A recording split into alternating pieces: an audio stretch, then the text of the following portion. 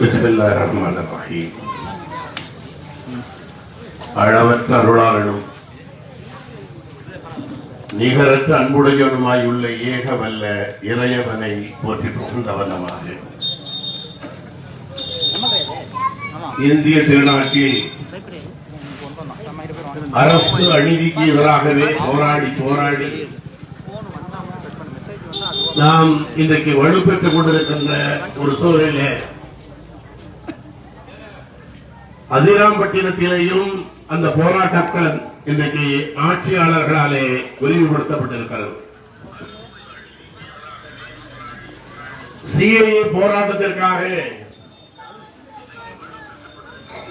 அதை ஆரம்பித்து வைத்தவர்கள் டெல்லியிலே இருந்த பெண்கள் அமைப்பு தான், பெண்கள் தான் என்பதை நான் சுட்டிக்காட்ட விரும்புகிறேன். அதைத் தொடர்ந்து சென்னை வண்ணாரப்பேட்டையிலே பெண்கள் தொடர்ந்து இருக்க வேண்டும் என்று கேட்டுக் கொண்டிருந்தார்கள், கோரிக்கை வைத்துக் கொண்டிருந்தார்கள். அன்றைக்கு இருந்த அரசு அதிகாரிகளும் காவல்துறை அதிகாரிகளும் நாங்கள் உங்களுக்கு இடம் ஒதுக்கி தருகிறோம் என்று சொல்லி காலம் கடத்தி கொண்டிருந்த சூழ்நிலையில்தான் ஒரு வெள்ளிக்கிழமை மாலை 4 மணி அளவில் பெண்கள் போராட்ட களத்திலே வந்து அமர்ந்தார்கள். அமர்ந்தவர்கள் இடைவேளை போல் விட்டுவிட்டு போகாமல் தொடர்ந்து அமர்ந்தார்கள். ஒரு நாள் இருப்பார்கள், 2 நாள் இருப்பார்கள், இவர்கள் அதிகமாகவா இருந்து விடுவார்கள் என்று அன்றைக்கு காவல்துறை எண்ணியது. தொடர்ந்து அவர்கள் இருந்த நேரத்தில் காவல்துறையினுடைய அடக்குமுறை பெண்களை நோக்கி வருகை புரிந்தது. அந்த நேரத்திலே தான் களத்திலே சென்று அதை தடுத்த காரணத்தாலே நானும் கைது செய்யப்பட்டேன். அதற்கு பிறகுதான் தமிழ்நாடு எங்கும் ஜாயின் பார்க் என்கிற சொற்றொடரோடு எல்லா பகுதிகளிலேயும் இப்படிப்பட்ட ஆர்ப்பாட்டமும் போராட்டமும் நடந்தது என்பதை ஆரம்பத்திலேயே நான் உங்களுக்கு சுட்டிக்காட்ட விரும்புகிறேன். அவளது தூரத்திலிருந்து வந்திருக்கிறான், பாங்கு சொல்லுகிறார்கள், இவன் உள்ளறையிலே அமர்ந்திருக்கிறான் என்று கூட நீங்கள் நினைத்திருப்பீர்கள். அல்லாஹ் சுப்ஹானஹு வ தஆலா நபிகள் நாயகம் ஸல்லல்லாஹு அலைஹி வஸல்லம் அவர்களின் மூலமாக பல விஷயங்களை நமக்கு முன்னுதாரணமாக தந்திருக்கிறார்கள். பயணிகளாக இருப்பவர்கள் எப்படி தொழ வேண்டும் என்று அவர்கள் அறிவுறுத்தியிருக்கிறார்கள். அல்லாஹ் அறிவுறுத்தி இருக்கிறான், அதை நடைமுறைப்படுத்தி இருக்கிறார்கள். மகரிப் நேரத்தில் மகரிப் 3 ரக்காயத்தையும் இசா 2 ரக்காயத்தாக குறைத்தும் தொழுவதற்கு அனுமதி இருந்த காரணத்தாலே மகரிப் தொழுகையோடு தொழுது விட்டு வந்த காரணத்தாலே தான் நான் இங்கே அமர்ந்திருந்ததே தவிர வேறொன்று அல்ல என்பதை நான் இங்கே சுட்டிக்காட்ட விரும்புகிறேன். ஏனென்றால் எம்பெருமானார் ஸல்லல்லாஹு அலைஹி வஸல்லம் அவர்கள் மக்களுடைய உள்ளங்களில் சலனங்கள் ஏற்பட்டுவிடக் கூடாது என்பதிலே கவனமாக இருந்தார்கள். ஒரு இரவு நேரத்திலே அவர் மனைவிமார்கள் ஒரு இடத்திலே பேசிக் கொண்டிருக்கிறார்கள். இரவின் ஒதுக்கத்திலே அவர்கள் பேசிக் கொண்டிருந்த நேரத்தில் சகாபாக்கள் 2 பேர் இங்கே நடந்து கிடக்கிறார்கள். அவர்களை அழைக்கிறார்கள். அழைத்து சொல்லுகிறார்கள், இவள் என்னுடைய மனைவி இன்னா என்று சொல்கிறார்கள். யார சொல்லி? நீங்கள் இல்லை, உள்ளத்தை சைத்தான் கெடுத்து விடுவான் என்று அவர்கள் சொல்லுகிறார்கள். அந்த வழிமுறையில் தான் இதையும் நான் உங்களுக்கு அறிவிக்கிறேன். அன்புக்குரிய சகோதர சகோதரிகளே, நாம் எப்படி இருக்கிறோம் என்றால் இன்றைக்கு நான் கூட இது 2-3 நாள் கழித்து வருவதற்கு ஒரு காரணம் இருக்கிறது. வண்ணாரப்பேட்டையில் இருக்கிற மக்கள் உழைக்கும் வர்க்கத்தை சார்ந்தவர்கள், அவர்கள் கொஞ்சம் உழைப்பாளிகள், அவர்கள் நடுத்தரத்திலே கீழ்த்திட்டத்திலே இருப்பவர்கள். அதிராம்பட்டினத்திலே நீங்கள் போராடுகிறார்கள் என்று முதல் நாளே செய்தி வந்தது. அங்கே ஆஸ்திரேலியாவில் இருந்து ராத்திரி 1 மணிக்கு ஒரு ஆடியோ போடுகிறார். இந்த நிலையில் இருக்கிறது, உடனடியாக நீங்கள் அதிராம்பட்டினம் செல்ல வேண்டும் என்று கேட்டுக்கொள்கிறார். நான் அப்பொழுது ராமநாதபுரத்திலே இருந்தேன். ஆனாலும் இங்கே அந்த நிகழ்ச்சியை முடித்துவிட்டு அடுத்த நாளே வந்திருக்க முடியும். நான் வேண்டுமென்றே வரவில்லை. ஏனென்றால் அதிராம்பட்டினத்து மக்கள் எத்தனை நாள்கள் இருப்பார்கள் என்பதையும் பார்க்க வேண்டும் என்கிற எண்ணத்திலேதான். 1 நாள் 2 நாள் இருந்துவிட்டு பெண்கள் போய்விடுவார்கள். அப்படி போகிறார்களா, தொடர்ந்து இருக்கிறார்களா? போராட்ட களத்திற்கு வந்தவர்கள் எங்களுடைய சலாமி பெண்கள் போல் வீரம் முழக்கமிட்டு இழப்பதற்கு புரிந்தவர்களாக இருக்கிறார்களா என்பதை பார்க்க வேண்டும் என்பதற்காகத்தான் காலம் தாழ்த்தி வந்திருக்கிறேன். நான் அன்பு சகோதரர்களே, இங்கே உங்களுக்கு நான் சொல்லுகிறேன், தீமையிலும் நன்மை இருக்கிறது. நீ நன்மை என்று நினைத்துக் கொண்டிருப்பதிலே தீமை இருக்கலாம், நீ தீமை என்று நினைத்துக் கொண்டிருப்பதே நன்மை வைத்திருக்கிறேன் என்று அல்லாஹ் சுப்ஹானஹு வ தஆலா சொல்கிறார். இவர்கள் நம்மை ஆக்கிரமிப்பாளர்கள் என்று சொல்கிறார்கள். யார் இந்த எம்எம், இந்த அறக்கட்டளைக்கு சொந்தமானவர்கள் யார்? பட்டுக்கோட்டையில காதல் மீது இயற்கை விவாதத்தை கலப்பதற்காக அங்கே மூத்திரம் கழிப்பதற்கு செல்கிறார். காவல்துறை அவரை பிடித்துக் கொள்கிறது. இங்கே மூத்திரம் கழிப்பதற்கு அபராதம் செலுத்த வேண்டும் என்று சொல்கிறது. அந்த இடத்தை தான் இவர் உடனடியாக அது யாருக்கு சொந்தமானது என்று கண்டுபிடித்து அதை வாங்கி அந்த இடத்திலே பள்ளிவாசல் கட்டிய சொந்தக்காரர்கள் தான் இந்த எம்எல்கே என்று சொல்லி இந்த எம்எம்எஸ் என்று சொல்லுகிற இந்த அறக்கட்டளையுடைய சொந்தக்காரர்கள் காதல் வைத்து வகையார்கள். இந்த எம்கே அப்துல் கலாம் அவர்கள் வெளிநாட்டிலே இருந்து சம்பாதிப்பதை அவர் சகோதரருக்கு அனுப்புகிறார். இப்பொழுதெல்லாம் அதை அனுப்பினா அட்டை போட்டுறான். அவர் தன் சகோதரருக்கு அனுப்புகிறார், சாவுளமீதுக்கு அனுப்புகிறார். அவர்தான் இங்கே இருந்து கொண்டு அண்ணன் சம்பாதித்து எடுப்பதை பல 1000 ஏக்கர் நிலங்களை இங்கே வாங்குகிறார்கள். அப்படி வாங்கியதுதான் 1300 என்கிறார்கள், 2000 ஏக்கர் என்று சொல்கிறார்கள். இப்பொழுது கூட இவர்களுக்கு சொந்தமான நிலத்தை இங்க இருக்க பக்கத்தில் இருக்கக்கூடிய கிராமத்திலே எங்கள் சொந்தமான நிலம் என்று அவர்கள் போர்டு வைக்கிறார்கள். அதை தட்டி உடைக்கிறார்கள். காவல்துறை சிறைத்துக் கொண்டிருப்பதை நாம் பார்க்கிறோம். என்ன செய்து கொண்டிருக்கிறது? காவல்துறை என்ன செய்திருக்க வேண்டும்? யார் அதை புடுங்கி போட்டானோ அவரை புடுங்கி இருக்கிறதா இல்லையா? இவர் என்ன செய்கிறார்? அங்கே காவல் நிலையத்துக்கு போனா ரமணா பாத்தியா, ரமணா உள்ள டைலாக், எப்பா உன்னை ஆய்வாளராக அனுப்பி இருக்கிறோம். அரசாங்கம் ஒரு காவல்துறை அதிகாரி அனுப்பியிருந்தால் சினிமா படத்தை பாத்தியா என்று சொல்லி அவர்களை காலம் கடத்துவதும் எதையும் செய்யாமல் இருப்பதும், பேருந்து நிலையத்துக்கு பக்கத்திலே கஞ்சா விற்கிற வியாபார இடத்திலே கமிஷன் வாங்குவதும், கள்ளச்சாராயம் விற்பதும். இன்னொரு தெரியுமா? ஆய்வுக்காரர் சொல்வார்கள், எங்க ஊர்ல போலீஸ் ஸ்டேஷன் இல்ல, எங்க ஊர்ல டாஸ்மாக் இல்ல என்று பெருமையாக சொல்வார்கள். அப்படிப்பட்ட பெருமைக்குரிய அந்த பட்டியல் இருக்கிற அதிராம்பட்டினத்தில் சாராயம் விற்கிறவன் முஸ்லீம் என்று நான் கேள்விப்பட்டு என் வேதனையை சொல்லி நடக்காது. அதை அனுமதிக்கிறீர்கள். ஆட்டை கடித்த மாட்டை கடிக்கிறவர்கள் மனிதனை கடிப்பது போல இன்றைக்கு வருகிறார்கள்.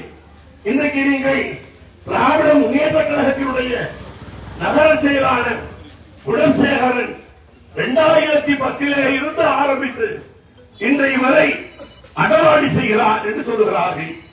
அவர் மட்டுமல்ல, எம்எஸ் குடும்பத்தோடு சேர்ந்துதான் இத்தனைக்கும் செய்து கொண்டிருந்தார். இப்பொழுதும் இந்த எம்எஸ் குடும்பத்தை சேர்ந்த அவருடைய குடும்பத்திற்கு அந்த பெண்மணி தாகிரா என்கிற அம்மையார் அவர்கள் தான் அவருக்கு உறுதுணையாக இருக்கிறார்கள். கோடாரி கம்புகள் வேற எங்கேயும் இல்லை. கோடாரி கம்புகள் நம்மிடத்திலே இருக்கிறது. நான் கேட்கிறேன், ஆக்கிரமிப்பு என்று சொல்கிறீர்களே, இது ஆக்கிரமிப்பு அல்ல. அறிவு கட்டவர்களே, மூளையை விட்டவர்களே, நீங்கள் இது 1945க்கு முன்னாலே முஸ்லிமுடைய சொத்தாக இருந்தது. 1945 அரசாங்கம் இதை கையகப்படுத்துகிறது. உங்களுக்கு தெரியுமா? அப்பெல்லாம் வீட்டுல வானொலி இல்ல, டெலிவிஷன் தெரியாது. வானொலினா ரேடியோ. அந்த ரேடியோ வச்சுக்கிறதுக்கு லைசன்ஸ் வேணும். அதனால ஒவ்வொரு பஞ்சாயத்து போர்டுலையும் ஒரு பூங்கா மாதிரி அமைத்து அங்க பெரிய ஸ்பீக்கரை, குழாய் ஸ்பீக்கரை கட்டி வைப்பான். அந்த டயத்துக்கு செய்திகள் வாசிக்கப்படும். அகில இந்திய வானொலியிலே வாசிக்கிற செய்திகளை இங்கே ஒளிபரப்புவார்கள். இங்க இருக்கிற மக்கள் அங்கே போய் நின்று அதை கேட்பார்கள். அதற்காக அது பூங்கா வேண்டும் என்பதற்காக அமைக்கப்பட்ட இடம் 1945. அதற்கு பிறகு 45, 46, 47 பிறகு இந்த நாட்டிலே இது சுதந்திரத்துக்கு முன்னால் நடந்தது. 1947 பின்னால் அல்ல, முன்னால் 45. அதற்கு பிறகு அந்த பூங்கா இங்கே வானொலிகள் எல்லாம், டெலிவிஷன்கள் எல்லாம் வீடுகளுக்கு வர ஆரம்பித்ததாலே அங்கே தவறான செய்தி நடத்தைகள். இப்ப எப்படி பேருந்து நிலையத்திலே கஞ்சா விற்கிறானோ அதுபோல இங்கே கஞ்சா விற்பதும் கஞ்சா குடிப்பதும் இங்கே பிரகடனமாக சட்டவிரோதமான செயல்கள் நடந்து கொண்டிருந்தன. அதன் பிறகுதான் அரசாங்கத்திடத்திலே கேட்டு 1975 இந்த நிறுவனத்தை யாரு ஊடகங்கள் சொல்லுகிறேன், இந்த MKM இந்த ட்ரஸ்டை சார்ந்த இன்றைக்கு ஹாஜியார் தாஜுதீன் அவர்களும் அவரும் MMS அந்த குடும்பத்தை சேர்ந்த குழந்தை ஷேகாதி அவர்கள் சேர்ந்துதான் தாஜுதீன் அவருடைய தாயாருடைய வீட்டிலே இந்த கல்வி நிறுவனத்தை ஆரம்பிக்கிறார்கள்.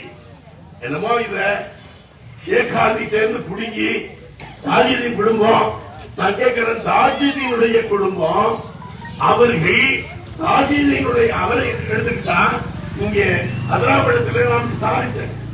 அவர் பரோபடி ஊர்ல சேர்ந்து பல நல்ல காரியங்களை செய்திருக்கிறார். சிவா ஹாஸ்பிட்டலை உருவாக்கியவரெல்லாம் இதுபோல் பல நல்ல காரியங்களுக்கு முன்னோடியாக இருந்திருக்கிறார். அந்த நல்ல மனிதரும் அவருடைய தாயாருடைய வீட்டிலே ஷேகாதியும் குழந்தை ஷேகாதியும் அதை ஆரம்பிக்கிறார்கள். அதற்கு பிறகு அந்த பள்ளிக்கூடம் இங்கே வருகிறது. அந்த பள்ளிக்கூடத்திலே கல்வியாளராக, ஆசிரியராக குழந்தை ஷேகாதி பணியாற்றுகிறார். பணியாற்றுவது மட்டுமல்ல, அவர் ரிட்டையர் ஆகும் நேரத்தில் இந்த பள்ளியில இருந்து கௌரவமாக அனுப்பப்பட்டு ஓராண்டுக்கு பிறகு அவர் மரணிக்கிறார். மரணிக்கிற வரை இப்படி ஊராட்சி அட்டையை போடுற வகையால் இந்த வகையால் இப்பதான் அப்படி அட்டையை போடுறாங்க. அவர் காலத்தில் அப்படி அட்டையை போடல. ஏன் அட்டையை போடுறாங்கன்னு சொன்னா, இப்ப பல விஷயங்களை நாம் இன்றைக்கு பார்க்க வேண்டியவர்களாக இருக்கிறோம். எப்படின்னா, ஒரு ஊரணியை இன்றைக்கு அட்டையை போட்டுக்கொண்டு இந்த குடும்பம் MMS குடும்பம் இன்றைக்கு தன் கையில வைத்திருக்கிறார்கள். அரசு ஊரணியை கருங்குளம் என்று சொல்லுகிற அந்த ஊரணி இன்றைக்கு அவர்களுடைய கையில இருக்கிறது. அது மட்டும் இல்ல, மரியாதைக்குரிய இந்த அதிராம்பட்டி நகராட்சியினுடைய மாபெரும் துணைத் தலைவர், இப்ப ஒன்னு சொல்லிக்கலாம், இங்க இருக்கக்கூடிய தாஜுதீன் குடும்பம் வந்து தூத்துக்குடியில இருந்து உப்பு முட்டை வியாபாரம் பண்ண வரல. யாவச்சிங்க, தூத்துக்குடியில இருந்து உப்பு முட்டை வியாபாரம் பண்ண வரல. இந்த ஊரிக சொந்தக்காரன், இந்த ஊரின் மண்ணுக்கு சொந்தக்காரர்கள் இவர்கள். இந்த மண்ணிற்காக உழைக்கிறவர்கள், இந்த மக்களுக்காக உழைக்கிறவர்கள், இந்த மக்களுடைய பெண்களுக்கு கல்வி அறிவை தர வேண்டும் என்று 1975 இவர்கள் இன்றைக்கு பெண்களுக்கான ஒரு கல்வி நிலையத்தை ஆரம்பிக்கிறார்கள். ஆனா இங்க மரியாதைக்குரிய போற்றுவதற்குரிய தளபதியினுடைய தளபதி குலசேகரன் அவர்கள் இருக்கிற வீடு யாருடைய வீடு?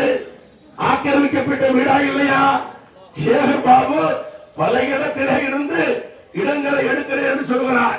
சேகர் பாபு உண்மையிலேயே ஒரு நல்ல மனிதனாக, அவர் உண்மையிலேயே ஆக்கிரமிப்புகளை அகற்றுவதாக இருந்தால் அதிராம்பட்டினத்திலே இங்கே இந்து அறநிலைக்கு சொந்தமான திராவிட முன்னேற்ற கழகத்தினுடைய அலுவலகத்தை உடனடியாக மீட்க வேண்டும். இந்த செய்தி இன்றைக்கு உளவுத்துறை மூலமாகவும் அதே மாதிரி இந்துக்களிடத்திலே ஒரு பழமொழி இருக்கிறது, சிவஞ்சொத்து குலநாசம், சிவஞ்சொத்து குலநாசம். இப்ப மரியாதைக்குரிய குலசேகர் அவர்கள் இருக்கிற வீடு சிவஞ்சொத்து. அவர் மட்டும் இல்லை, அவரை சேர்ந்த நண்பர்கள், பங்குதாரர்கள், இவர்களெல்லாம் அந்த சிவஞ்சொத்திலேதான் குடியிருக்கிறார்கள்.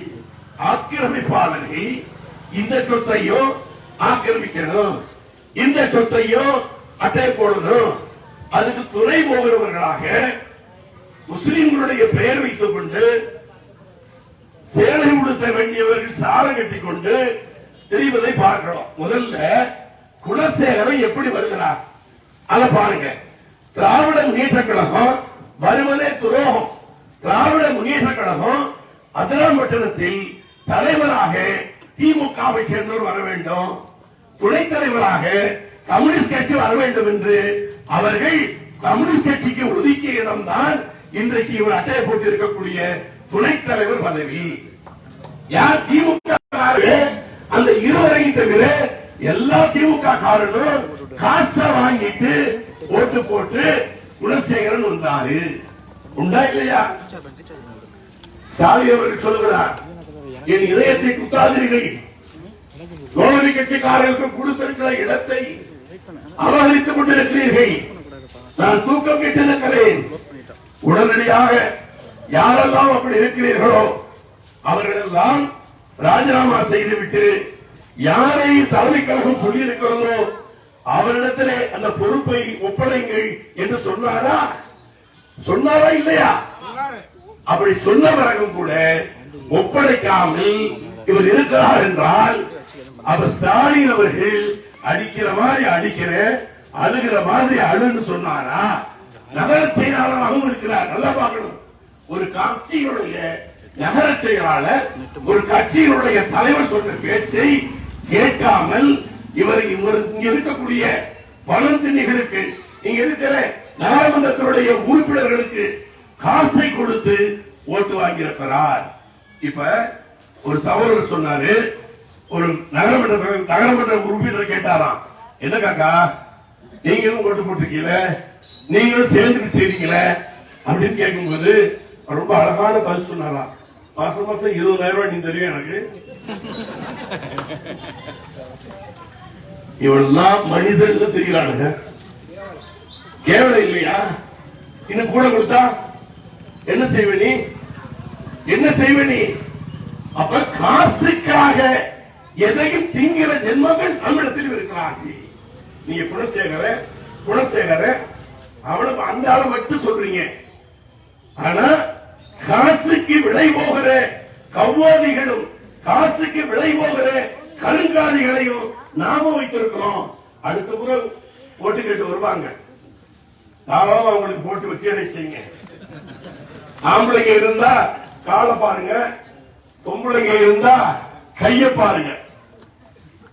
கூட்ட சுத்தப்படுத்தணும்ல, நீங்க சுத்தப்படுத்துறீங்கல்ல, அந்த சீவகட்டை கையில வச்சு அவர் யார்?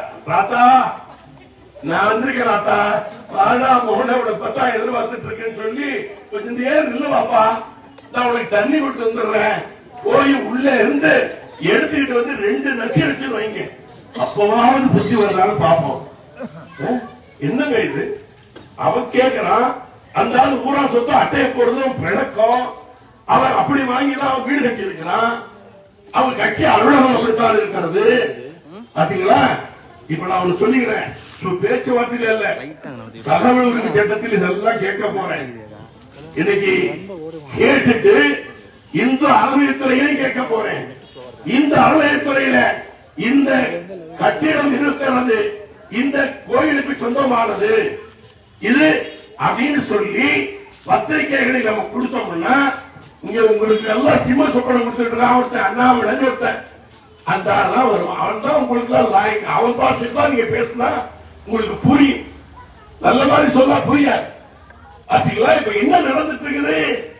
ஊராட்சி சொத்தை எடுத்து வச்சிருக்கீங்க, 2010 இவன் தான் நீங்க நகரமன்ற துணைத் தலைவராக இருக்கிறான். அப்பவே சுதந்திரம் கொடுத்திருக்கிறான். அதற்கு பிறகும் இவரை நகரமன்ற துணைத் தலைவராக பேரம் பேசி வருவதற்கு காசு வாங்கிட்டு நீ ஓட்டு போட்டுக்கிறிய. சாப்பிடுறது என்னப்பா? என்ன சாப்பிடல? சாப்பிடுறது ஒழுங்கான அழகான உணவுகளை சாப்பிடியா? அப்ப அதுக்கு பிறகு நீ வருவான்னு தெரிஞ்சு வந்த பிறகு வேலையை ஆரம்பிக்கிறான். கோர்ட்டுக்கு ஆக்கிரமிப்பாளர் என்று சொல்லுகிறான். இவர்கள் 2009 வரை ஆக்கிரமிப்பாளர்கள் அல்ல, வாடகைதாரர்களாக இருக்கிறார்கள். அரசாங்கமே இந்த இடத்தை நீங்க எடுத்துக்கே சொல்லுது. அப்படி எடுத்துக்கே சொல்லும் பொழுது அந்த பேரம் பேசிக் கொண்டிருக்கிற நேரத்தில் அதற்குரிய தஸ்தாவேஜுகளின் அடிப்படையில பணத்தை தயார் செய்து கொண்டிருந்த நேரத்திலே தான் இவன் நீதிமன்றம் செல்கிறான். அவர் பொறுப்பு அதிகாரியாக மாவட்ட ஆட்சித்தலைவராக இருந்த கருணாகரன் இங்கே அவர் நமக்கு சொல்லல, அவர்களுடைய யாருக்கு இந்த கடிதம் போகிறது தெரியுமா? கருணாகரன் அவர்கள் முதன்மை செயலர் மற்றும் நில நிர்வாக ஆணையர் எழிலகம் சென்னை அரசு அதிகாரிக்கு ஒரு கடிதம் அனுப்புகிறார். இந்த இடம் குணசேகரன் சொல்லுவது போல ஆக்கிரமிக்கப்பட்டது அல்ல. அவர் சுய லாபத்திற்காக விளம்பரத்திற்காக இந்த வழக்கை போட்டிருக்கிறார். இது ஒரு முஸ்லீம், அவ்வளவு சொல்றார். ஒரு முஸ்லீம் இடத்திலே இருந்து 1945 அரசு கையடக்கம் செய்தது. அதற்கு பிறகு 1975 இங்கே தவறான விஷயங்கள் நடப்பதாலே இங்கே அதை சரியாக நடத்த வேண்டும் என்பதற்காக இங்கே இருந்த ஒரு அறக்கட்டளைக்கு வாடகைக்கு தந்திருக்கிறார்கள். அந்த வாடகைதாரர்களையே கிளையை பண்ணி வாங்கிக் கொள்ளுங்கள் என்று நாங்கள் சொல்லி அதை கேட்டு அவர் இன்று செயல்பட்டுக் கொண்டிருக்கிறார். முஸ்லிம்கள்ல எவ்வளவு நல்ல மாணவர்கள் தெரியுமா? இப்ப இங்க வருவாய்த்துறை அதிகாரி அக்பர் இருக்காராம். நீங்க போனீங்கன்னா குர்ஆன் ஹதீஸ் தான் பேசுவாராம், எல்லாம் மார்க்கத்தான் பேசுவாராம். சொல்லுறீங்க நீங்க எல்லாம் செய்யலாமா? சாயந்தரம் நைட்ல போனா தான் காசு வாங்குவாராம். அல்லாஹ் பகல்ல முடிச்சிட்டு இருப்பான், ராத்திரில அல்லாஹ் தூங்கிடுவான். இப்படி வச்சிட்டு இருக்காரு. அந்த ஆளு ரொம்ப நல்லா வேலை செஞ்சனால கோர்ட் உத்தரவு போட்டிருக்குது. இவரை இப்ப இன்னும் 10 நாளையில போயிடுவாரு. இவரை திருச்சி அவர்கள் திருச்சியிலையும் தஞ்சை மாவட்டத்திலையும் இவரை வச்சு என்ன இவன் அட்டையை போட்டு போயிடுவான். அதனால இவன் அங்கேயெல்லாம் அனுப்பாதீங்க. இவர் தான் சொல்லியிருக்காரு சமூக விரோதி. சமூக விரோதி, சமூக விரோதிகள் இதை தூண்டுகிறார்கள். நாங்க தூண்டல, அவங்க தூண்டிதான் நாங்களே வந்திருக்கோம். நான் எங்க சமூக விரோதியா வாங்க. இப்ப இங்க ஒரு சட்டமன்ற உறுப்பினர் பேசிட்டு போறாரு. போய் அவன் அவரை கைது பண்ணுங்கன்னு கொடுக்கிறான். கைது பண்ண நான் சொல்றேன், எங்களுக்கு அவருக்கு 1000 பிரச்சனை இருக்கும். நீ கைது பண்ணி மட்டும் பாரலாம் மாப்பிள்ள என்ன நடக்குது பாரு. நீ கைது பண்ணி பாரு. அது வேற ஆளு வேற இயக்கம், அது பார்க்க மாட்டோம். அவனும் கதா பண்ணவன் தான். இதைத்தான் பார்ப்போம். எங்களுக்கு அந்த மாட்டு கருத்து கிடையாது. ஆகவே கைது பண்ணி மட்டும் பாரு. அதே மாதிரிதான் தாமரத்தில் ஒரு சிறுபான்மை இடத்தை, அதாவது கிறிஸ்தவ இடத்தை உள்ள நுழைஞ்சு அங்கே இருக்கிற பெண்கள், அம்மா கொஞ்சம் கோச்சிக்காதீங்க, சில நேரங்களில் பெண்கள்கிட்ட அதிகாரத்தை கொடுத்தாலே தப்பா போயிடுமா? என்ன மாற்றி அதிகாரத்தை அவங்கள்ட்ட கொடுத்தாலே தப்பா போயிடுது. அங்கேயும் ஒரு அலுவலர், நகராட்சி மாநகராட்சி பள்ளியினுடைய செயல் அலுவலர் ஒரு அம்மா, யாருக்கு தெரியாது? அங்கே இருக்கக்கூடிய மாமன்ற தலைவருக்கு தெரியாது. தெரியாம போய் உள்ள போய் சீல் வச்சு வந்துருச்சு. அதுக்கு பிறகு சீல் அவங்க அறுத்து விட்டாங்க. பரவாயில்லை, அது டவுனா இருக்கிறதுனால, சென்னை போன்ற பகுதிகளாக இருக்கிறதுனால அரசாங்கத்துக்கு உடனடியாக செய்தி வந்து விடுகிறது. அதனால அங்கே கொஞ்சம் வேலையாக நடக்குது. இங்க இருந்து செய்திகளை போவது இல்லை என்பதுதான் நமக்கு தெரிகிறது. திராவிட முன்னேற்ற கழகம், நான் சொல்லுகிறேன், இங்க இருக்கிற முஸ்லிம்களுக்கு திமுக மீது கொஞ்சம் பக்தி இருக்கிறது. திமுக இது மீது அழுதாமல் இருக்கிறது. நான் நேரடியாகவே அட்டாக் பண்றேன். எங்களுடைய உறவுகள் 19 பேரை கொண்டவங்க அவங்கதாமா, புரிஞ்சுக்குங்க. அதையெல்லாம் மீறித்தான் வாக்களிக்க வேண்டும் என்று நானும் தான் கேட்டுக்கொண்டேன். 2002 குஜராத்தில் இங்கே மோடி என்கிற இன்றைக்கு இந்த நாட்டினுடைய பிரதம அமைச்சராக இருக்கிற அந்த மோடி என்கிறவன் அங்கே முதல் மந்திரியாக இருக்கும் பொழுது என் சகோதரர்கள் கொல்லப்பட்டார்கள், என் சகோதரிகள் கற்பழிக்கப்பட்டார்கள், கொல்லப்பட்டார்கள், பொருட்கள் எல்லாம் சேதப்படுத்தப்பட்டன. அந்த பல்கீஸ் பானுவனுடைய தீர்ப்பு தான் இன்றைக்கு உச்ச நீதிமன்றத்திலே நமக்கு கொஞ்சம் ஆறுதலை தந்திருக்கிறது. இவங்க எவ்வளவு அயோக்கியர்கள் பாருங்க. அந்த நேரத்தில் கலைஞர்கிட்ட கேட்கிறாங்க, சிறுபான்மை மக்களை கொள்ளுகிறார்களே, சிறுபான்மை மக்களை கற்பழிக்கிறார்களே, என்ன சொல்லுகிறீர்கள்? நீங்கள் சிறுபான்மை மக்களினுடைய காவலர்கள் அல்லவா சொல்லுகிறார்கள். கேட்கும் பொழுது அவருக்கே உரித்தான பாணியில், அது வேறு ஒரு மாநிலம், அங்கே என்ன செய்ய முடியும் என்று கூட்டணியில் இருக்கும் போது நான் கேட்பது, 2002 வாஜ்பாய் அரசில் அமைச்சர்களாக இருந்தார்கள் திமுக காரர்கள். என்ன இப்ப எஸ்டிபி கார எடப்பாடியை கூப்பிட்டாங்க, கூச்சல் போறோம். எடப்பாடியா சிஐக்கு கையெழுத்து போட்டாரு. அப்பா என்ஐக்கு கையெழுத்து போட்டது திமுக. அதுக்கு பிறகு சிஏ வரும் பொழுது வெளிநடப்பு செய்து வாக்கை எதிர்த்து செலுத்தாமல் போனது திமுக. திமுக செய்த துரோகங்களை பட்டியல் போடத்தா நான் ஒண்ணு சொல்லுகிறேன். நமக்கு பாதுகாவலர்கள் அண்ணா திமுக இல்ல, நமக்கு பாதுகாவலர்கள் திமுக இல்ல, நமக்கு பாதுகாவலர்கள் காங்கிரஸ் அல்ல. காங்கிரஸ் செய்த துரோகத்தை சொல்ல முடியுமா? பிஜேபியால காங்கிரஸ் ஆதரிக்கிறோம். நான் கேட்கிறேன், நமக்கு எப்ப முஸ்லீம் மூமின் எனக்கு பாதுகாவலர் அல்லாஹ் என்று நம்புகிறானோ அப்பத்தான் அல்லாஹ் உதவி பண்ணுவான். யார் நம்பினார்? ஆப்கானிஸ்தானத்தில் இருக்கிற முஸ்லிம்கள் நம்பினார்கள் எங்களுக்கு பாதுகாவலர் அல்லாஹ் என்று. அமெரிக்க ஏகாதிபத்தியத்தை தோற்ற வைத்தார்கள். தாலிபான்கள் வெற்றி மக்கள் சொல்லி ஆட்சி புரிகிறார்கள். நீங்க சின்ன கூட்டம் எங்கள்கிட்ட அது இருக்குது. உலகத்தில் இருக்கக்கூடிய ஒருத்தன் நினைக்கும் பொழுது, ஒரு மூலையில் இருக்கிறவர் நினைக்கும் பொழுது, அவன் நினைப்பிலே இஸ்ரேலுக்கு துரோகம் செய்தால் அதை கண்டுபிடித்து விடுவார்கள். ஹமாஸ் அதை கண்டுபிடித்து விடுவார்கள். எங்களுடைய இஸ்ரேலுடைய உளவுப்படை என்று சொன்னார்கள். ஹமாஸ் என்கிற ஒரு சிறு கூட்டம் 7000 ஏவுகளை அடித்து நிலைகுலை அமைத்தான். என்னடா பண்ணிட்டு இருந்தீங்க? அப்ப ஈமான் இருந்தால் தான் வெற்றி கிடைக்கும். ஈமான் இல்லைன்னா வெற்றி கிடைக்காது. நம்ம முதலிலே நம்முடைய பாதுகாவலர் அல்லாஹ் என்பதை முதலிலே நாம் நம்பணும்.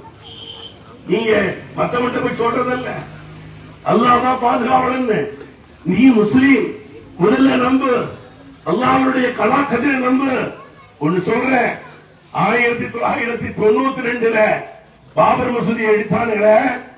1948 இது மாதிரி தான் காலையில 6 மணிக்கு வந்த மாதிரி ராத்திரியில கூட்டு போட்டு உள்ள போய் சிறை வச்சுட்டு வந்தான். அப்ப நீதிமன்றத்தை நம்பினோம். 1948 இருந்து நம்பினோம். 1992 உடைத்து தரமட்டமாக்கிறார். அதற்கு பிறகு நம்பினோம், நம்பிக்கிட்டே இருந்தோம். உச்ச நீதிமன்றம் கிளிகிளின்னு கிழிச்சிடும் நினைச்சோம். வந்தா ஒருத்தன் ரஞ்சன் கோகா என்கிற ஒரு அயோக்கியன் தலைமை நீதிபதியாக வந்தான். ஒரு எம்பி பதவிக்காக பேரம் பேசி, எம்பி பதவிக்காக, கேவலம் எம்பி பதவிக்காக இந்தியாவினுடைய இறையாண்மையை விட்டுவிட்டு சென்றா. நான் சொல்றேன், உளவுத்துறை, நான் ரஞ்சன் கோகா என்கிற நீதிபதியை திட்டிருக்கிறேன். எவ்வளவு கேஸ் போடு, எவ்வளவு கேஸ் போடு, அதைத்தான் நான் விரும்புறேன். என்னை கூப்பிட்டு நீதிமன்றத்திலே நிறுத்தி நீ இந்த நீதிபதியை சொன்னாயா என்று கேட்டால் அங்கே காரி துப்பி விட்டு வருவேன். நீங்கள் உங்களுடைய நீதிகள் செத்தராது. நீங்க சொல்றாங்க, நான் எங்க வரும்போது சொன்னாங்க, நீங்க பேசிட்டு போன உடனே பெண்கள் எல்லாம் போயிருவாங்க. அதுக்கு பிறகு எங்களை எல்லாம் அரசு பண்ண போறாங்களா அப்படின்னு சொன்னாங்க. நான் சொன்னேன், அரசு பண்ணி தான் பாக்கட்டுமே. டெய்லி முதல் வெள்ளிக்கிழமையெல்லாம் தாழ்ச்சா வச்சீங்க, கோழிய பொடிச்சியா, என்ன கறிக்கு என்ன செஞ்ச, கறி அப்படி திரட்ட மாதிரி வச்சியா கேப்பீங்கல்ல. அங்க போய் 10 நாளைக்கு சாப்பிட்டு வா தம்பி, ஒன்னும் பிரச்சனை இல்ல, நான் போயிட்டு இருப்பேன். அப்படி ஒரு செய்தி வந்தா சொல்லு, திரும்பி வந்துடுறேன், உன் கூட செயல இருக்கிறேன். அதற்கு பிறகு இந்த இளைஞர்களை சொல்லி நானே தூண்டி இதை உடைத்தறிய சொல்லுவேன் என்பதை எச்சரிக்கிறேன். என்ன நினைச்சிட்டு இருக்கீங்க? அடிக்கடிக்க குடிநீர் வச்சிருக்கீங்களா? நாங்க அடிக்கடிக்க குடிநீர் வச்சிருக்கீங்களா? குடிநீர் இல்லப்பா, திருப்பி அடிப்பதற்கும் எங்களுக்கு நாட்டில் போதாது. யோசிக்க, இங்க மக்கள் கூடி இருக்காங்க. இந்த இடத்துல இந்த வண்டியை நிறுத்தினா இளைஞரா இருக்குங்கிறது தெரியுமா தெரியாதா? அந்த அறிவு கூட இல்லையா? அதை சொன்னா அப்படிதான் அப்பனுடைய சொத்தா என்னடா இது? கொஞ்சம் கூட மரியாதை இல்லாம சுத்தப்படுத்துவதில்லை. இங்க சுத்தப்படுத்தி வச்சிருக்கான், அதை அள்ளி விட்டு போறதுக்கு மாநகராட்சியில இருந்து யாரும் வர்றதில்லைன்னா இது என்ன? குணசேகரன் விட்டு எம்எம்எஸ் வகைராவுடைய அப்பன் விட்டு சொத்துக்களா?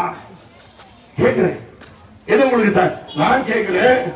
அதிராம்பட்டத்தில் இருக்கிற தாய்மார்களே, உங்கள் கணவன்மார்களுக்கு உப்பை கொஞ்சம் கம்மியாக்குங்க, சோத்துல கொஞ்சம் உப்பை கம்மியாக்குங்க.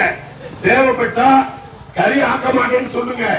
நீ ஒழுங்கா ஜெயில போய் சாப்பிடுறதுக்கு இங்கே பயிற்சி எடுக்கிறேன்னு சொல்லி சோப்பு தாழ்ச்சா, தஞ்சாவூர் தாழ்ச்சாவிலையும் அதிராம்பட்டணத்து தாழ்ச்சா மாதிரி இருக்குமா? அவன் சகோதரி சொல்லுவான், எங்க ஊர் தாழ்ச்சா இருக்க சார், எங்க ஊர்ல வடக இருக்கிறீங்களா, அந்த ரால் அப்படி அடி நீட்டிக்கு நிக்கி, அதுதாங்க ரனக்கு நசா போடுகிறப்பா. அதுவும் என்ன ஆச்சுன்னா, வருத்தப்படாதீங்க, எல்லா பொம்பளை விட்டு போயிருந்தீங்களா, அவங்க நல்லா சமைச்சு சாப்பிடுறாங்களா, நல்லா தெரிஞ்சுட்டு சும்மா அப்படியே நெளிச்சுக்கிட்டு சாரப்பாங்க மாதிரி நெளிச்சுக்கிட்டு தெரியுங்க. வாங்க சிறைக்கு வாங்க, சிறைக்கு போறதுக்கு தயாராகிறா? சட்டம் போகாது, சிறைக்கு போக தயாராகிறா? சமுதாயத்தை காக்க வேண்டும் என்றால் சிறைச்சாலைக்கு நான் மட்டுமல்ல, என் தாய் குலத்தையும் அழைத்து செல்ல வேண்டும். அதனால ஆட்சியாளருக்கு சொல்லுகிறேன், முதல்ல இன்றைக்கு சில பேர் வந்தாங்கன்னா எல்லாம் கூட சேர்ந்து திட்டிவிட்டு ஸ்டாலின் நல்லவருமாங்க. நான் ஸ்டாலின் கட்சியவே கட்டுப்படுத்தி நடத்த தெரியல. உன் கட்சியில நீ சொன்னதை மீறி நகரமன்ற துணைத் தலைவர் ஆகிறான். அவனை நகரமன்றத்தினுடைய துணைத் தலைவராக வைத்துக் கொண்டு நகர செயலாளராகவும் வைத்திருக்கிறான் என்றால் உன்னுடைய சொல்லை அவன் காலிலே போட்டு மிதிக்கிறான். அதை கூட மதிக்க தெரியாமல் இருக்கிற உங்களால் எப்படி ஆட்சி அதிகாரத்தை ஒழுங்காக செய்ய முடியும் என்று நான் கேட்கிறேன். எப்படி செய்ய முடியும்? நீங்க என்ன செஞ்சிருக்கணும்? குறைந்தபட்சம் கட்சியிலிருந்து சஸ்பெண்ட் பண்ணிருக்கணுமா இல்லையா? அவன் இந்திய கம்யூனிஸ்ட்காரன் பாவம், வாயிலாம் பூச்சி, அவங்களுக்கு 2 சீட் தந்தா போதும். பாருங்க, அங்கே ஒரு சட்டமன்ற உறுப்பினர் இருக்காருங்க, அதே இந்திய கம்யூனிஸ்ட் கட்சியில அவங்களுக்கு கொடுக்கிற சம்பளம் 11,500 ரூபாய், 1,05,000 ரூபாய்க்கு கட்சியில கொடுத்துருவாரு. அவருக்கு இருக்க உதவியாளர் சம்பளம் 20,000 ரூபாய். அவர் பொண்டாட்டி 100 நாள் வேலை திட்டத்துக்கு போகுது. அதுதான் கம்யூனிஸ்ட். அப்படிப்பட்ட கம்யூனிஸ்டுகள் இருக்கிறாங்க. இந்த கம்யூனிஸ்ட் கண்ணுக்குட்டி இல்ல, அதோட சேர்ந்து அதுவானது. என்ன செய்ய முடியும்? காசு வாங்கிட்டு இங்க ஓட்டு போடுகிறவர்களும், காசு வாங்கிட்டு நகரமன்றத்தில் உறுப்பினர்களா இருப்பவர்களும் மானமும் ரோஷமும் வேண்டுமா இல்லையா? 20,000 ரூபாய்க்கு சொல்ல போகிறிய ஒரு சமுதாயத்தினுடைய கல்வி நிறுவனம் தாஜுதீன், அவரு அட்டையை போட்டு பழக்கப்பட்டவரா இல்ல? அவருக்கு நான் கேட்கிறேன், அவருடைய வரலாற்றை எடுத்துப்பாரு. இங்க எம்எம்எஸ் இவருடைய எம்கேஎம் குடும்பத்தினுடைய இப்ப இருக்கக்கூடிய ட்ரஸ்ட்ல இருக்கிறவங்களை பத்தி நான் சொல்லல, இப்ப நிர்வாகம் எழுதுறவங்களை பத்தி நான் சொல்லல. அப்துல் காதர் வைத்தியரையும் சாவுல பற்றியும் அந்த சொத்துக்களை உண்டாக்கியவர்களை பற்றியும் நான் பேசுகிறேன். பல ஆயிரம் கோடி சொத்துக்களை இன்னைக்கு உண்டாக்கி வைத்து விட்டு அவர்கள் யாருக்காவது அள்ளி கொடுத்துருக்கலாம்ல. சமூக நோக்கு, சமூக பார்வை புள்ள இல்லையா? ஏன் அங்க போய் ஏதாவது வெளிநாட்டுல கஷ்டப்படணும்? ஏன் கஷ்டப்படணும்? சூழலுக்கு பார்வை, என் ஊருக்கு இது வேணும் என்கிற அப்பவே கல்லூரி வேணும் என்கிற பார்வை, அப்பவே எங்கள் பெண்களுக்கு கல்லூரிகள் வேணும், மதரசாக்கள் வேணும் என்கிற பார்வை, எங்கள் குழந்தைகளுக்கு பள்ளிக்கூடம் வேணும் என்கிற பார்வை. அந்த பார்வையோடு செயல்பட்டவர்களினுடைய அந்த சொத்துக்கள், அவர்களுடைய நோக்கங்கள் இன்றைக்கு சிதைக்கப்படுகிறது என்பதை நான் சுட்டிக்காட்ட விரும்புகிறேன். ஆகவே அன்புக்குரிய சகோதரர்களே, இந்த போராட்டம் என்பது அறவழியிலே தொடரும், அறவழியில் தான் தொடரும், அறவழியில் தான் தொடர வேண்டும். நீங்கள் வன்முறையை தூண்டினால் நாங்கள் அப்பொழுதும் அறவழியில் சொல்லுவதற்கு உரிமை வைத்தவர்கள் அல்ல நாங்கள் என்பதை உங்களுக்கு நான் சொல்லுகிறேன். ஒரு சின்ன இடத்துல இருந்துகிட்டு அதே போட்டு உட்கார்ந்து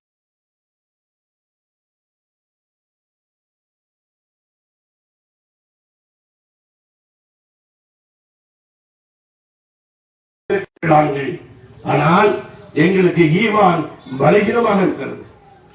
ஏனென்றால் நாங்கள் வெந்ததை தின்பதிலே கொஞ்சம் அதிகம் கவனம் செலுத்துகிறோம். அதனாலே எங்களுக்கு ஈமான் கொஞ்சம் பலகீனமாக இருக்கிறது. ஆகவே எங்கள் ஈமானை பலப்படுத்துவதற்கு அல்லாஹ் சுப்ஹானஹு வ தஆலா குணசேகர் என்பவனை அனுப்பி வைத்திருக்கிறான். இதுதான் ஒரு தீமையிலும் ஒரு நன்மை. சில நேரங்களில ஒரு விஷயம் தெரியுமா? ரசூல் ஸல்லல்லாஹு அலைஹி வஸல்லம் அவர்கள் இந்த அரச கஜராவை பாதுகாக்க சொல்லி இரவுல நீங்க தான் பாதுகாப்புன்னு சொல்லி அபூ ஹுரைராவை நியமனம் வச்சு போயிடுறாங்க. யாரு வந்து கேட்டாலும் எதுவும் கொடுக்க கூடாது அப்படின்னு உத்தரவிட்டு போயிடுறாங்க. அப்படி போன பிறகு ஒருவன் வருகிறான், தன்னுடைய ஏழ்மையை பற்றி ரொம்ப அழகா சொல்றான். இவரே குருங்கிற அளவுக்கு சொல்றான். இவர் அபூ ஹுரைரா கொஞ்சம் பலகீனமான மனுஷன். என்ன செய்யறாரு? சரின்னு சொல்லி கஜரால இருக்கிறத கொஞ்சம் தானியங்கள் எடுத்து கொடுத்து அனுப்பினார். அனுப்பிட்டு ரசூல் ஸல்லல்லாஹு அலைஹி வஸல்லம் சுபுக்கு வர்றாரு. என்ன அபூ ஹுரைரா சிரிச்சுக்கிட்டே கேக்குறாங்க. இப்படி ஒருத்தன் வந்தான், அதாவது பாவம் ரொம்ப ஏழ்மையா இருந்தான், பாவம் வயிறெல்லாம் ஒட்டி இருந்துச்சு, சாப்பிட்டு ரொம்ப நாளா சின்னான், அதோட கொஞ்சம் தானியங்கள் கேட்டான், நான் பேரிச்சம்பழங்களையும் தானியங்களையும் கொடுத்தேன். அப்படியா? சிரிச்சாங்களாம். அடுத்த நாள் வரை அனுப்புகிறாங்க. இவர் போறான், மறுபடியும் அதை ஆள் வர்றான், சொல்றான், இவர் கொடுத்துறாரு. இரண்டாவது நாள் வந்து சொல்றாரு, ரசூலுல்லாஹ் சிரிக்கிறாங்க. மூணாவது நாளும் நடக்கிறது. நடந்துட்டு போகும்போது சொல்றானா, அபூ ஹுரைராவே, நீ உனக்கு எது கஷ்டம் வந்தா அல்லாஹ்விடத்திலே நீ வந்து அதாவது ஆயத்துல் குர்சியை ஓது என்று நசியத் செய்து விட்டு செல்லுகிறான். அப்ப சொல்லிட்டு வரும்போது ரசூலுல்லாஹ் வந்து சொல்றார், இப்படி வந்து சொன்ன உடனே சிரிக்கிறாங்களா? ஆயத்துல் குர்சி சொன்னானா? அவன் சொன்னது உண்மை, ஆனா சொன்னவன் செய்தான் அப்படின்னு. அது மாதிரி செய்கிற செயல் உங்களை உணர்ச்சி பிறப்பு செய்கிறது, உங்களை உணர்வு பெற செய்கிறது. ஆனால் செய்கிறவர் செய்தாரா இருந்தாலும் இதன் மூலமாக நாம் படிப்பை கற்றுக்கொள்ள வேண்டும். ஆகவே இவர்கள் வந்து காவல் நிலையத்தில் ஒரு கிறுக்கம் கூடங்க ஒரு எம்எல்ஏ பேசிட்டு போறதுக்காக போய் இவர் கைது செய்யணும்னு கம்ப்ளைண்ட் கொடுக்கறாங்கன்னா, நான் கேட்கிறேன், திமுக சட்டமன்ற உறுப்பினர் அப்படித்தானே அங்க இருக்கிறது.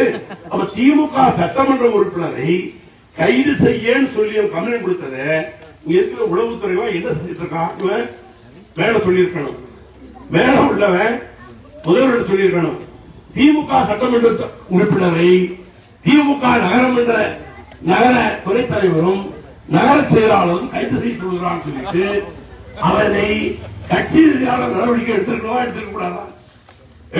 இல்லையாங்க? அப்படி செஞ்சுட்டு போன கூட எடுத்திருக்கணும். அது நல்லதுதான்.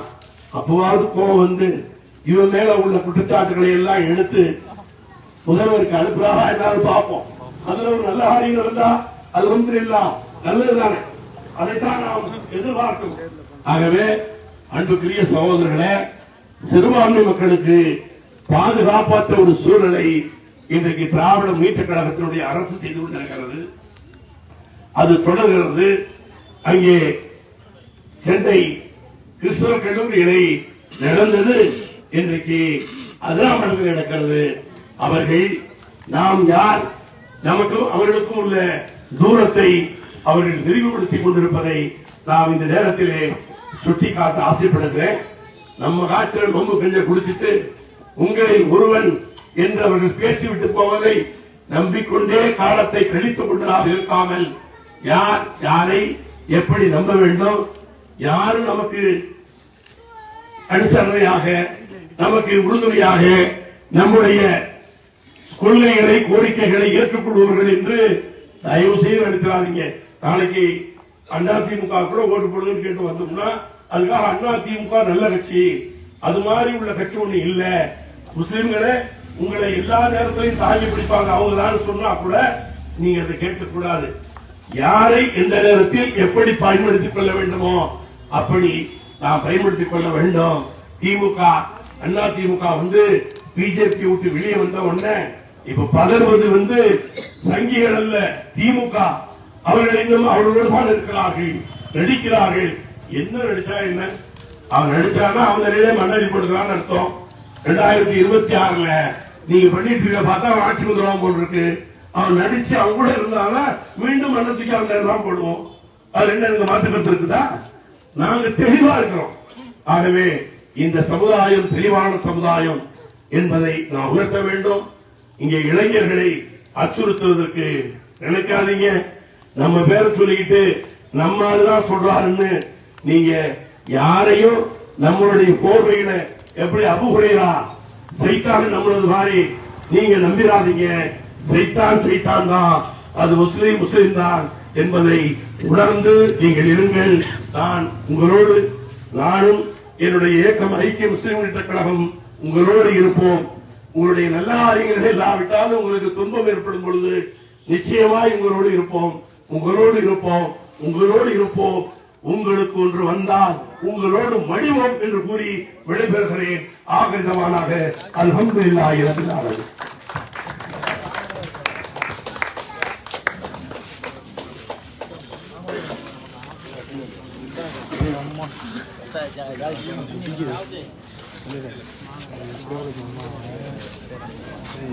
மாற்ற சொன்னா போஸ்ட் எடுத்து மாற்ற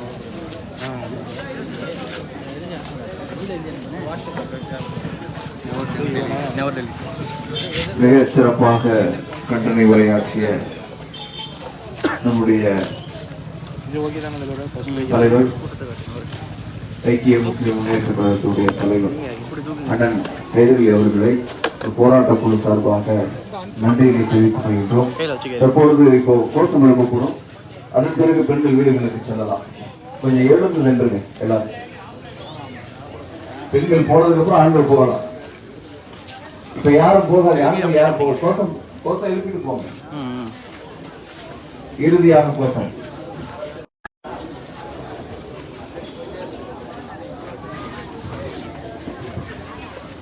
எழுந்து நின்று கோஷம் போடணுமா?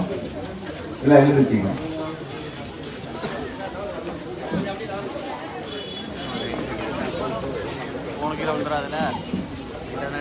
தமிழக அரசு, தமிழக அரசு,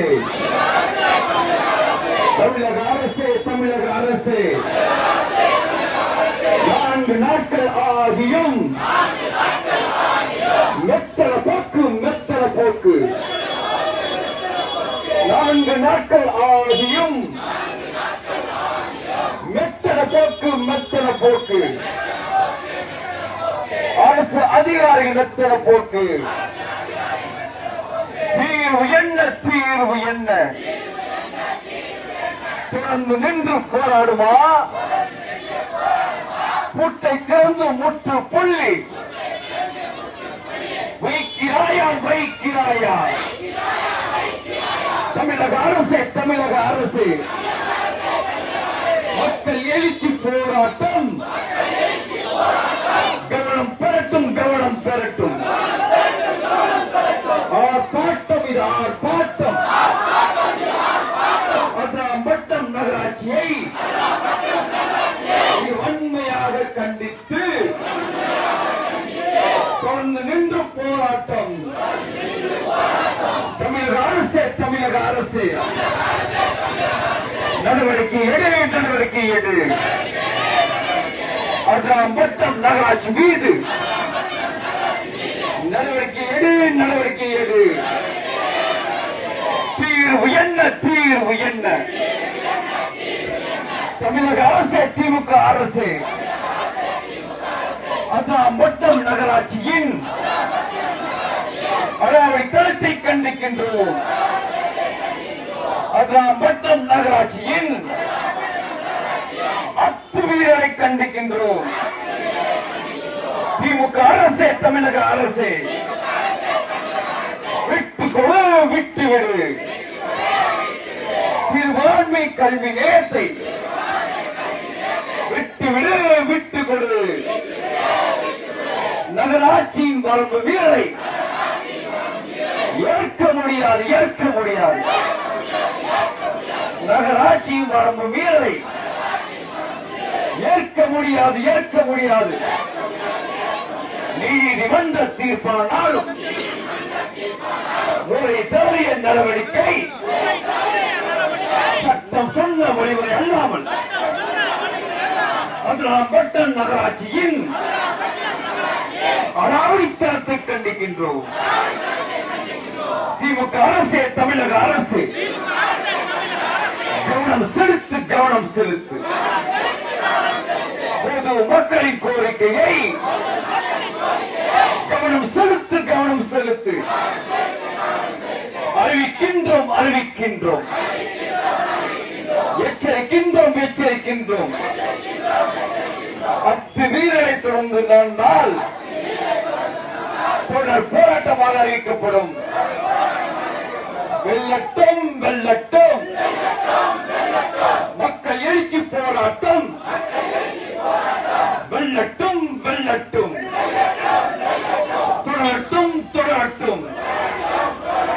ஓய மாட்டோம். உறங்க மாட்டோம். புட்டை தர.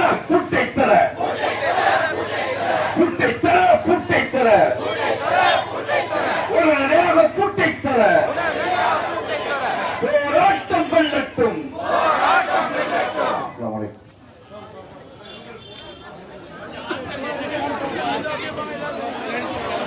பெண்கள் போங்க முதல்ல, ஆண்கள் பிறகு போய்க்கலாம். உங்களுடைய குழந்தைகளை எல்லாம் பத்திரமா கையில கொண்டு போங்கம்மா. பிள்ளைகள் உங்களுடைய பொருட்கள், செல்போன்கள் எல்லாம் பார்த்து கவனமா எடுத்துக்கொள்ளுங்க.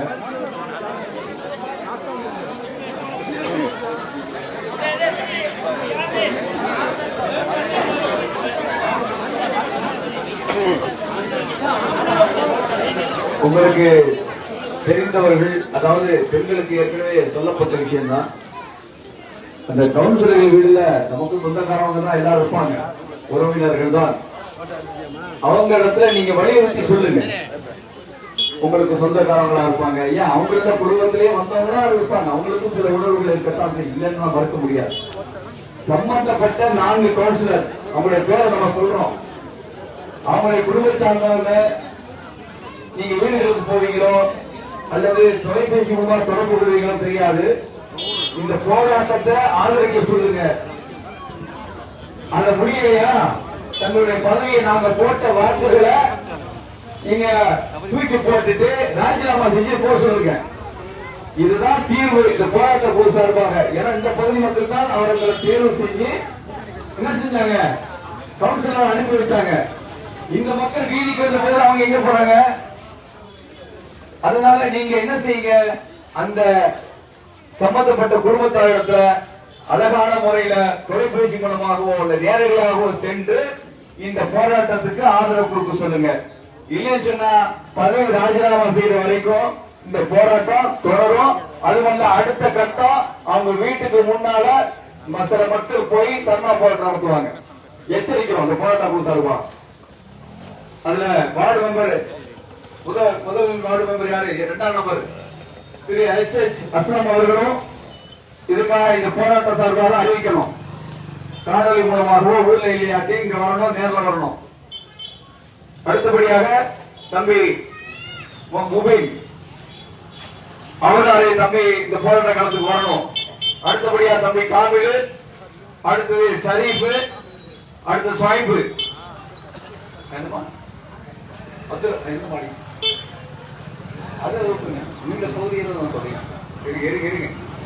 அதனால இந்த 5 நபர்களும் ஒண்ணு போராட்ட களத்துக்கு வந்து ஆதரவு கொடுங்க.